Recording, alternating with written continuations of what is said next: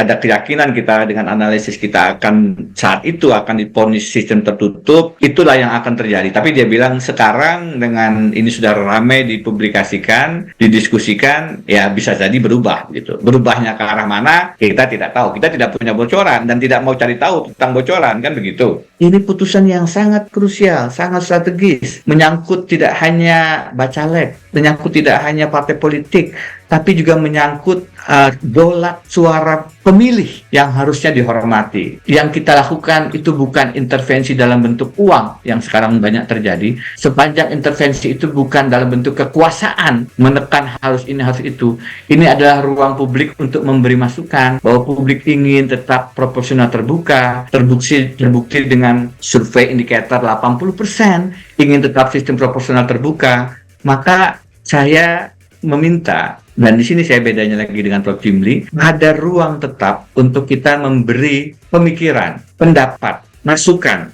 pada putusan MK sebelum dia dibacakan dan akhirnya menjadi pelanjur final and binding.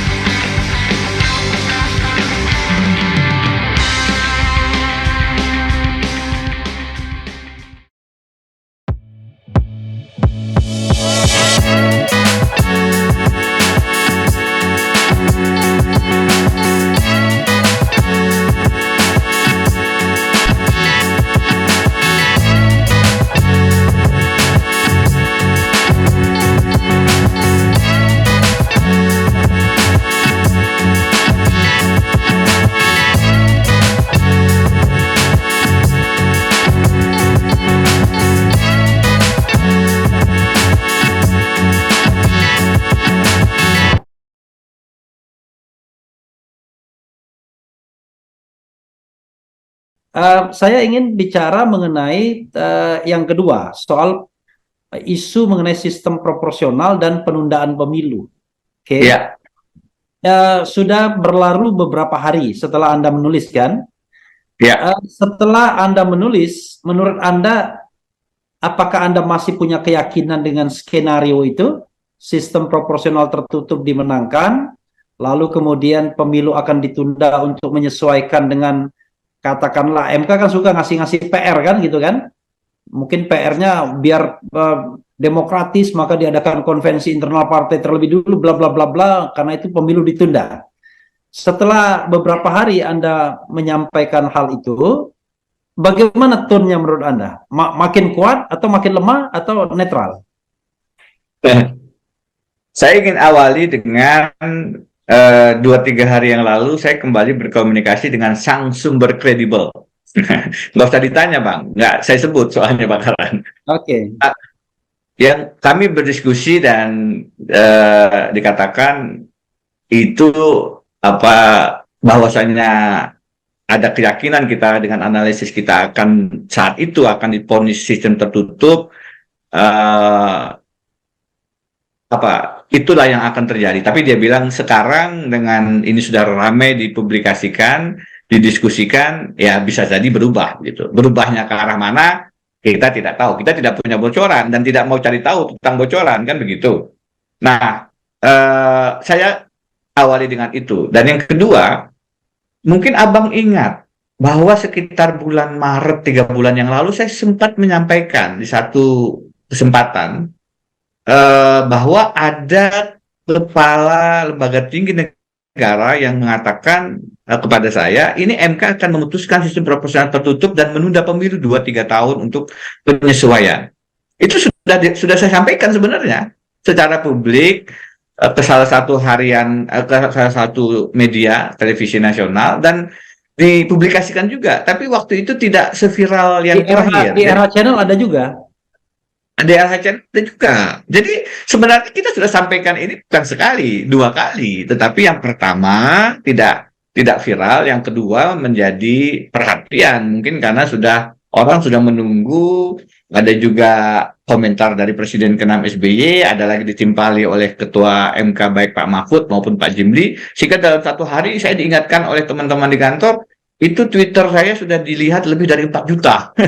Saya pagi-pagi bangun, ingat juga loh, karena pengalaman sebelumnya tidak sebanyak itu. Nah, itu yang kedua.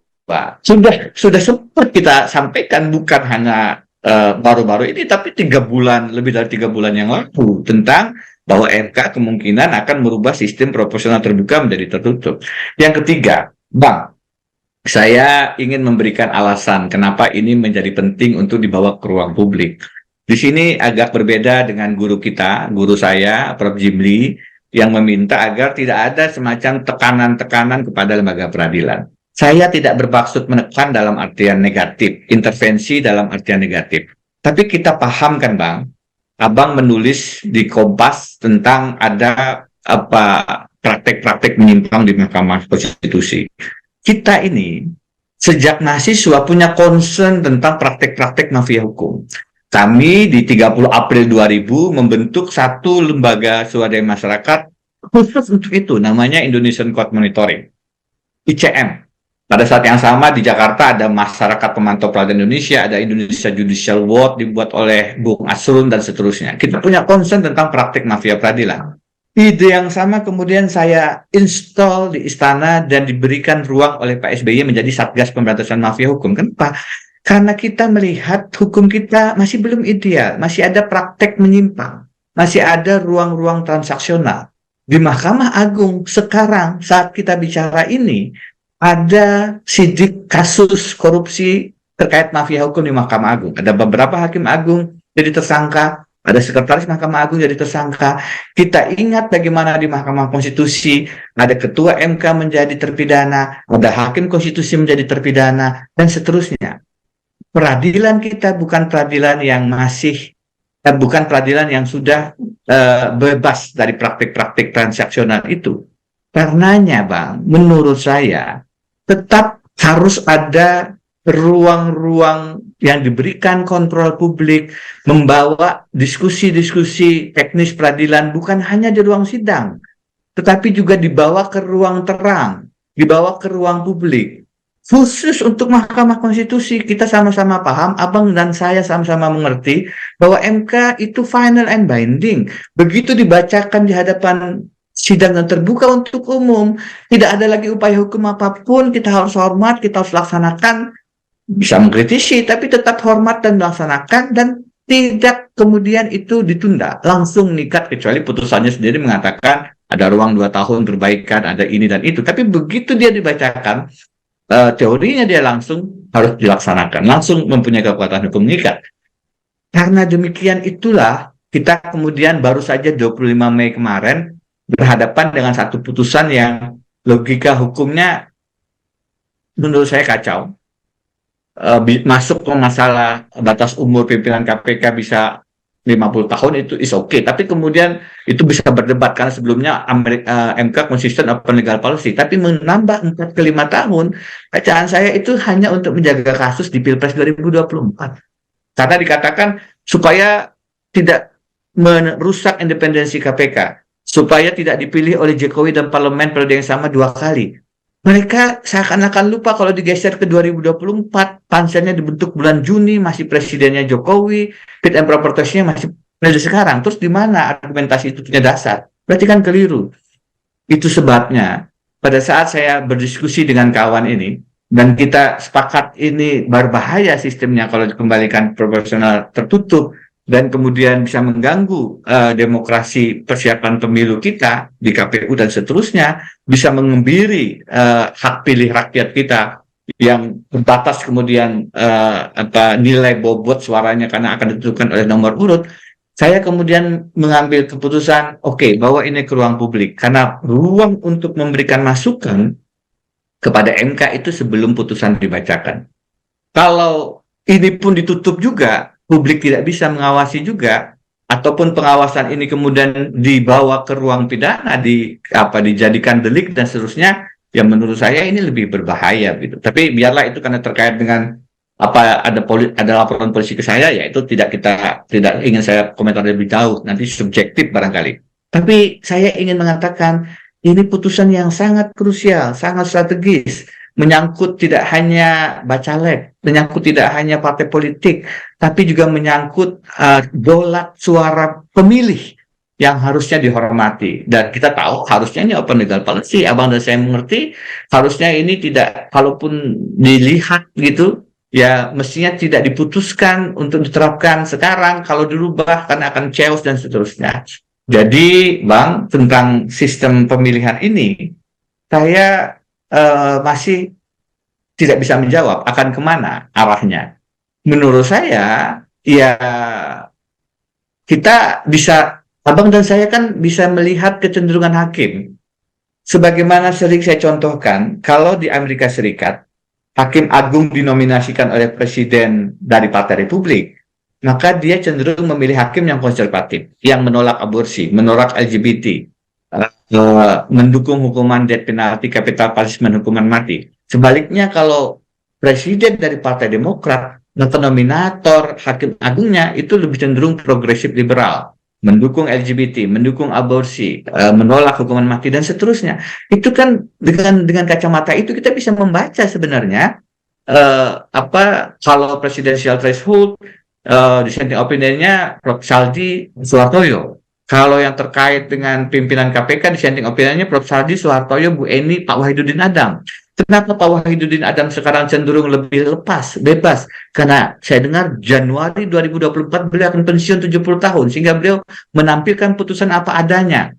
Bang, saya sarankan kita, kalau pemirsa punya waktu, baca dissenting opinion Pak Wahidudin tentang pengujian undang-undang MK tentang masa jabatan dan umur. Beliau katakan dalam dissenting opinion-nya, inilah kasus yang menggoda kenegarawanan hakim konstitusi.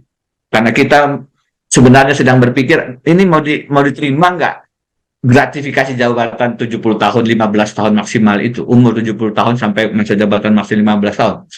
Wahidudin menolak itu, menolak gratifikasi itu. Pak Wahidudin mengatakan, kita dalam kasus ini saling intip antar hakim, saling tunggu yang hakim ini akan memutus apa yang hakim itu akan, kita seakan-akan melakukan intrik, bahasa saya ya, tapi bahasa Pak Wahidudin kurang lebih begitu. Luar biasa Bang membaca dissenting opinion-nya, bahwa hakim konstitusi itu manusia biasa juga yang tergoda juga dengan gratifikasi jabatan. Karena itu Bang, melihat hal semacam ini, melihat ada hakim yang etikanya problematik, terjerat skandal pengubahan putusan, terjerat KPBLC, dan seterusnya, izinkan kita membawa ini ke ruang terang, menjadikan dia advokasi publik, menjadikan dia media campaign, menjadikan dia sebagai satu lagi cara untuk mendorong agar keadilan itu hadir di tengah-tengah kita melalui Mahkamah Konstitusi.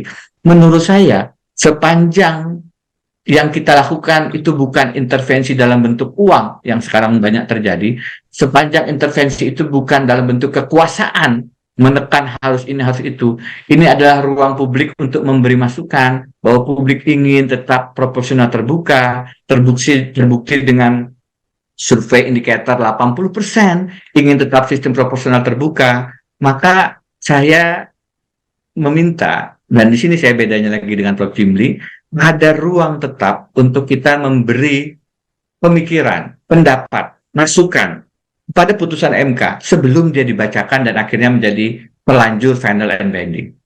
Itu Bang, raison d'être, alasan kenapa saya merasa ini penting untuk disuarakan ke publik, meskipun resikonya ya ada laporan polisi Bang.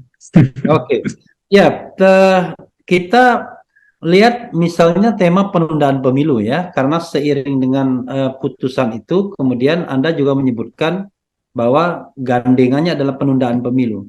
Kalau orang melihat, loh, kenapa harus ditunda ya? Kan proporsional tertutup itu kan jauh lebih ringan dalam hal pelaksanaannya. Surat suaranya hanya berisi 17 gambar partai politik atau tambahan dengan lokal di Aceh jadi 24. Tidak perlu lagi nama-nama yang bikin ribet dalam proses penghitungan suara per orang itu.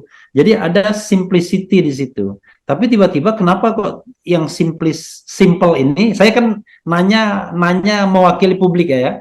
Ya, Kenapa yang ya. simple ini kemudian kok dilekatkan dengan penundaan pemilu? Walaupun tambahan pertanyaan saya biar karena ini apa Zoom kadang-kadang nggak gampang to waste traffic. Tambahan pertanyaannya adalah apa iya MK kok memiliki kewenangan atau memiliki semacam legacy untuk memutuskan atau memilihkan sistem pemilu mana yang baik atau yang konstitusional atau tidak konstitusional bagi Indonesia begitu. Silakan. Iya, Bang. Jadi saya awali dengan yang kedua dulu. Apakah MK itu sebenarnya bisa masuk menentukan sistem pemilu legislatif ya? Proporsional terbuka kah, tertutup kah, distrik kah, preferensi kah, mix campuran dan seterusnya. Abang paham bahwa itu bagi kita, bagi saya terutama adalah open legal policy pemirsa. Artinya apa? Artinya di Undang-Undang Dasar itu tidak diatur, diberikan ruang kepada pembuat undang-undang, dalam hal ini Presiden, DPR, dan jangan lupa saya selalu menyebut DPD. Saat putusan MK sebenarnya juga memberikan ruang legislasi yang besar kepada DPD meskipun selalu dikecilkan lagi oleh DPR melalui undang-undang lagi gitu. Jadi itu diserahkan mau milih sistem pemilu seperti apa pada pembuat undang-undang. Itu yang disebut open legal policy. Kalau MK masuk, sebenarnya dia mengambil alih kewenangan daripada parlemen, proses legislasi. Dan kalau kemudian dibalas lagi oleh DPR 8 partai nanti, misalnya ada yang bilang, ya sudah nanti kita rubah lagi dengan undang-undang. Nanti undang-undangnya diuji lagi oleh MK, dibatalkan lagi. Nah ini yang akan terjadi krisis ketatanegaraan, deadlock. Bisa terjadi, Bang. Bukan persoalan simplicity, saya masuk yang kedua. Bisa jadi sistemnya lebih simple. Tetapi politiknya, ya bisa saja kemudian karena ini perubahan sistem dirubah, sedemikian saja ya. Sebagaimana 2019, kemudian MK mengatakan pemilu serentak pileg dan pilpres tapi diterapkan nanti di 2024, ditunda 5 tahun pelaksanaan putusan MK itu untuk pelaksanaan pemilihan serentak. Dengan logika yang sama, karena ini berubah sistemnya, MK bisa saja mengatakan itu. Itu yang dikatakan oleh pimpinan lembaga negara tadi, bahwa ini dirubah sistemnya menjadi tertutup dan kemudian karena ada penyesuaian perubahan sistem maka pemilu ditunda 2-3 tahun. Bagi saya ini berbahaya. Ada suara pemboikotan sudah, ada suara penundaan pemilu sudah. Karena itu setelah melempar pengawasan publik, saya tarik untuk mengawasi putusan MK, saya juga kemudian melempar surat kepada Ibu Mega. Mega, ini yang namanya penundaan pemilu ini belum berhenti, masih bergerak. Saya mendapat informasi masih serius dikerjakan. Bisa lewat putusan MK, pintu masuknya, bisa lewat sidang istimewa. Saya sudah tulis ya, dan sudah saya sampaikan juga kepada Prof. Mahfud. Prof, ini saya tulis. Beliau bilang ya silahkan, nggak apa-apa. Ada yang datang ke Pak Mahfud, politisi senior mengatakan sudah siap ini sidang istimewa MPR, nanti Presiden Jokowi di luar negeri, dilaksanakan sidang istimewa MPR, ditunda pemilu, diperpanjang masa jabatan Presiden, dan itulah pintu masuknya lewat sidang istimewa MPR. Ada lagi yang mengatakan dengan dekret, dengan maklumat, dan lain-lain. Apapun, saya menulis surat kepada Ibu Megawati Soekarno Putri, Ketua Umum PDI Perjuangan, Bu, saya melihat Ibu konsisten, tidak setuju dengan penundaan pemilu, tidak setuju dengan presiden 3 periode, karena Ibu punya partai yang terbesar, bisa mempengaruhi konteks politik di Indonesia, tolong ini dijaga. Silahkan dicek apakah betul masih ada upaya penundaan, bacaan dan informasi saya masih, dan saya minta mari sama-sama kita mengawal agar proses ini tidak terjadi penundaan ini. Dan Pak Mahfud mengatakan, ayo sama-sama kita kawal, jangan sampai pemilu tidak tepat waktu, karena kalau sampai tidak tepat waktu, saya tidak tahu lagi bagaimana kita menjaga demokrasi kita, karena kan harus ada konsistensi dalam pemilu kita setiap 5 tahun. Disitulah kita bisa merawat proses regenerasi kepemiluan, suksesi dan lain-lain. Kalau itu kemudian ditunda, tentu akan ada risiko-risiko yang tidak sederhana. Bisa jadi ada persoalan ketertiban, keamanan dan seterusnya. Itu sebabnya tentang penundaan pemilu ini pun menjadi satu isu yang saya dorong supaya kita sama-sama perhatikan. Apakah lewat masuk perubahan sistem pemilu yang tadi Abang sampaikan, secara simpel Abang mengatakan mestinya tidak, karena lebih sederhana dong. Tapi dalam prakteknya bisa saja kemudian itu menimbulkan soal, karena perebutan nomor urut, bisa terjadi transaksi dagang nomor jadi, dan itu bisa menambah persoalan-persoalan hukum yang tidak simpel. Ujungnya ya mengganggu proses persiapan pemilu. Saya tidak mau apa yang awalnya saya inginkan sebagai pengawasan, bentuk kontrol untuk menuju putusan MK yang lebih baik, lebih demokratis, lebih adil, disalahgunakan, dijadikan pintu maksud untuk penundaan pemilu.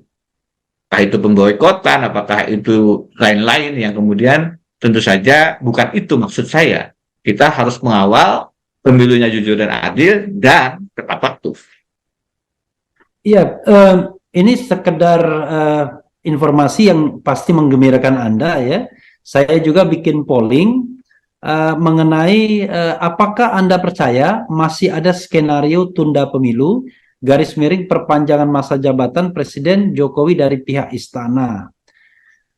Ada 82.000 votes ya. Saya 5 hari yang lalu dan tidak saya up lagi ya, tetapi dokumennya masih tercatat. 82.000 yang voting, votes-nya percaya 92%, tidak percaya 8%. Jadi lebih banyak yang percaya bahwa skenario itu masih ada ya. Paling Mudah-mudahan tidak tidak terjadi. Mudah-mudahan tidak terjadi. Nah, menurut itu RH Channel paling tidak. Dan kalau ditanyakan kepada saya, jelas saya mengatakan MK harusnya tidak memilihkan sistem mana yang konstitusional atau tidak kan. Betul, setuju Bang. Karena kalau enggak nanti besok-besok ribet kita mengubah sistem pemilunya. Dan lucu juga kalau MK mengatakan proporsional terbuka itu inkonstitusional ya, setelah dia memperkuatnya dengan suara terbanyak. Oke.